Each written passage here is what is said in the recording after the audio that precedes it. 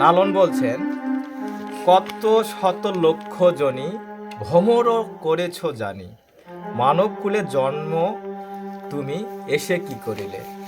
দেখো, আমাদের এই ধরাধামে কত লক্ষ জনি পার করে এই মানব জন্ম পেয়েছি। এই মানব জন্ম অত্যন্ত দুর্লভ জন্ম।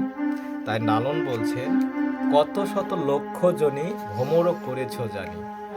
এই মানবগুলো আমরা খুব কষ্টের বিনিময়ে পেয়েছি। এখানে আমাদের যে কর্ম করা উচিত, সে কর্ম যদি আমরা না করি, অর্থাৎ আমাদের জন্ম যে সর্বশ্রেষ্ঠ জন্ম, সেটা আমরা উপলব্ধি তখনই করতে পারবো যখন আমাদের হৃদয়ে ঈশ্বরের অনুভূতি থাকবে। আমরা ভুলে গিয়েছি যে আমরা মনে হয় এই মানব জন্ম বারবার পাবো। আসলে কখনোই না।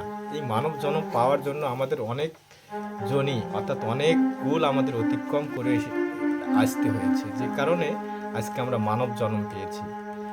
এইখানে বলা হচ্ছে যে মানব জন্মের আশায় কত দেবদেবতা বঞ্চিত হয়।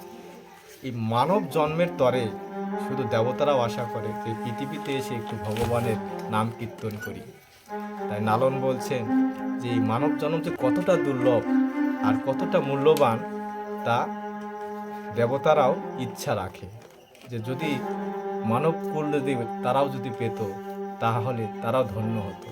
তাই সুধী গৌর ভক্তবৃন্দ, এই মানব জন্ম অত্যন্ত দুর্লভ জন্ম। এই জন্মটা আমাদের